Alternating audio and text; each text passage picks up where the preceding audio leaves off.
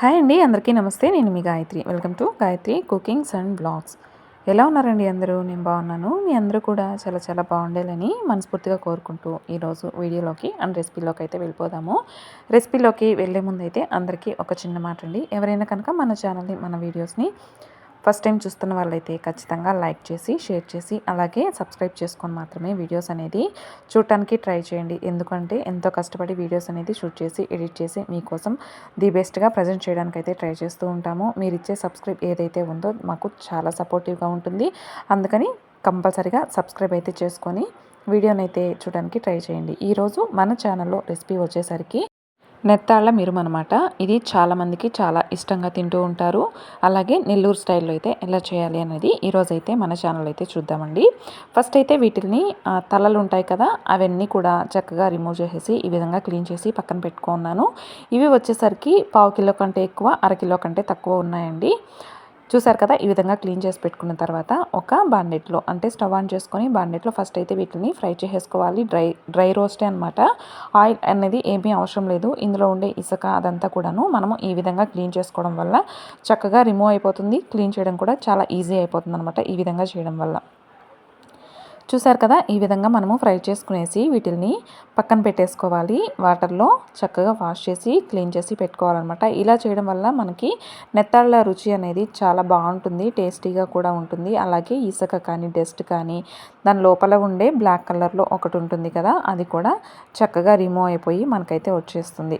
ఇప్పుడు వాటిని అయితే చక్కగా వాటర్ వేసుకునేసి చక్కగా వాష్ చేసుకొని పక్కన పెట్టేసుకున్నానండి. ఇప్పుడైతే అదే బాండిట్లో నీట్గా క్లీన్ చేసుకునేసి నేనైతే మట్టి పాత్రలో చేస్తున్నాను. మీరు లేకపోతే పర్లేదండి, మామూలు దాంట్లో అయినా చేసుకోవచ్చు.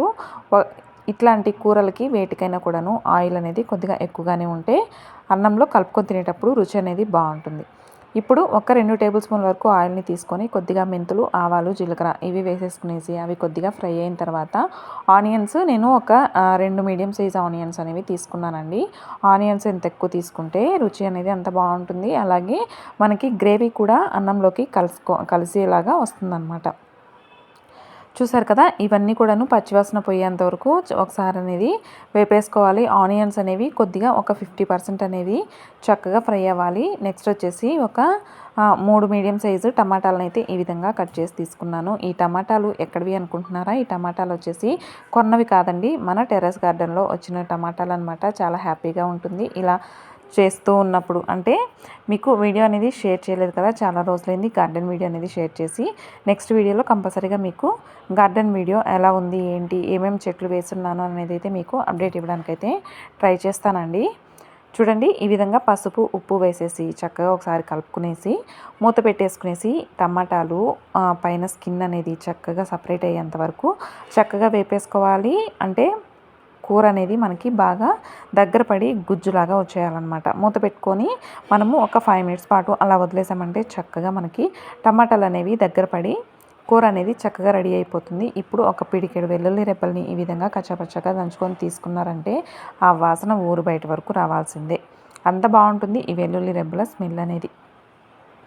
ఇప్పుడు వెల్లుల్లి రెబ్బలు ఆయిల్లో కనుక వేసుకుంటే ఇంకా బాగుంటుంది. బట్ నేనైతే అప్పుడు మర్చిపోయాను, అందువల్ల ఇప్పుడైతే యాడ్ చేస్తున్నాను. చాలా బాగుంటుందండి ఈ వెల్లుల్లి రెబ్బలు పులుసు కూరలో కానీ దేంట్లో వేసుకున్నా కూడా. ఇప్పుడైతే ఒక 3 టీ స్పూన్ల వరకు కారాన్ని అయితే యాడ్ చేస్తున్నాను. ఈ కూరకి కారం అనేది కొద్దిగా ఎక్కువగా ఉంటేనే బాగుంటుంది. మనము ఆయిల్ అదంతా ఎక్కువ వేస్తున్నాం కాబట్టి మనకి కారం అనేది కూడా ఎక్కువగా ఉంటే సరిపోతుంది అనమాట. చూసారు కదా, ఆయిల్ అనేది చక్కగా మనకి సపరేట్ అయ్యి కనిపిస్తూ ఉంది. ఈ విధంగా ఉండాలి. ఇప్పుడు దీని మొత్తాన్ని కూడా చక్కగా కలుపుకునేసి మరొక 2 నిమిషాల పాటు మూత పెట్టి ఉడికించేసుకోవాలి, కారం అనేది పచ్చివాసన పోయేంత వరకు.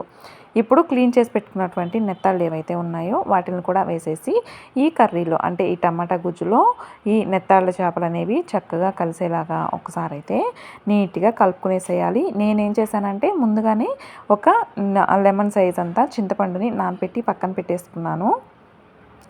చూడండి, బాగా ఈ విధంగా కలుపుకునేసిన తర్వాత కొద్దిగా సేపు అంటే ఒక 2 మినిట్స్ వరకు అలా ఆయిల్లోనే ఈ నెత్తాళ్ళ చేపలు అనేవి ఫ్రై అవుతే బాగుంటుంది. నెక్స్ట్ వచ్చేసి మనము చింతపండు రసము నానబెట్టుకున్నాం కదా, దాన్ని కూడా మన పులుపుకి తగినంత, అంటే ఎక్కువ పులుపు అవసరం లేదండి, ఒక చిన్న నిమ్మకాయ సైజ్ అంతా చింతపండునైతే మనం నానబెట్టుకొని అందులోని గుజ్జునంతా కూడా ఈ విధంగా తీసుకొని పెట్టుకుంటే సరిపోతుంది. మనం తగినన్ని వాటర్ని కూడా యాడ్ చేసుకునేసి, వాటర్ ఎక్కువ అనేది యాడ్ చేయొద్దండి, అంత బాగోదు, చప్పగా అయిపోతుంది కూర అనేది. ఇప్పుడు మన పులుపుకు తగినంత, కారానికి ఉప్పుకి మొత్తానికి తగినంత మనము వాటర్ని అయితే వేసుకునేసి, ఇప్పుడు టేస్ట్ అనేది చూసుకొని ఉప్పు కారం సరిపోకపోతే ఈ స్టేజ్లో అయితే వేసేసుకుంటే సరిపోతుంది. నేను ఇప్పుడు ఇక్కడ కారం ఎంతైతే వేసానో అంత ధనియాల పొడిని కూడా వేస్తున్నాను. ఇది హోమ్మేడ్ ధనియాల పొడేనండి, వేయించుకొని పొడి చేసి పెట్టుకున్నాను అనమాట. చాలా బాగుంటుంది. మనం ఇంట్లో చేసుకున్న పొళ్ళు ఏవైనా కూడాను మనకి ఎక్కువ రోజులు ఉంటాయి, పురుగు పట్టకుండా ఉంటుంది ఈ విధంగా చేసుకోవడం వల్ల. చూసారు కదా, ధనియాల పొడిని కూడా వేసేసి ఒకసారి కలుపుకునేసి మనము ఆయిల్ అనేది కొద్దిగా సపరేట్గా ఉడకడం స్టార్ట్ అయ్యేంత వరకు మనము చక్కగా ఉడికించుకొని మధ్య మధ్యలో మొత్తానికి కూర అనేది ఒక 25 మినిట్స్లో అయితే మనకి రెడీ అయిపోతుందండి. మనము ఈ విధంగా ఉడుకుతూ ఉన్నప్పుడు మూత తీసుకొని మధ్య మధ్యలో ఈ విధంగా కలుపుకుంటూ ఉండాలి. చాలా బాగుంటుందండి. ఈ మెత్తాళ్ళు, ఎండు చేపలు ఇష్టం ఉన్న వాళ్ళు ఈ విధంగా అయితే ఒకసారి ట్రై చేయండి, చాలా బాగా వస్తుంది. కూర కూడా మనకి కొద్దిగా కూర వేసుకున్నా కూడా మనకి ఎక్కువ రైస్లోకి అయితే మనకి సరిపోతుందన్నమాట. నెక్స్ట్ వీడియోలో వచ్చేసి నేను మీకు గుమ్మడికాయ పెరుగు పచ్చడిని అయితే చూపిస్తానండి. అంటే అందరూ చాలా వెజిటేబుల్స్ వేసి చేస్తూ ఉంటారు, గుమ్మడికాయ వేసి కూడా ఎలా చేయాలి అని అనేది పెరుగు పచ్చడిని మీకు అయితే చూపిస్తానండి. నెక్స్ట్ వీడియో కోసం అయితే వెయిట్ చేయండి, చాలా బాగుంటుంది. మన ఛానల్లో వచ్చేసి వెరైటీ రెసిపీస్ చాలానే ఉన్నాయి, ఎవరైనా చూడకపోతే వెళ్ళి అయితే ఖచ్చితంగా విజిట్ చేయండి. ఛానల్లో చాలా బాగుంటాయి రెసిపీస్ అనేవి, డిఫరెంట్గా కూడా ఉంటాయి. చూసారు కదా, కూర అనేది చాలా దగ్గర పడి మనకి పర్ఫెక్ట్గా అయితే రెడీ అయిపోయింది. ఇప్పుడు స్టవ్ ఆఫ్ చేసేసాను.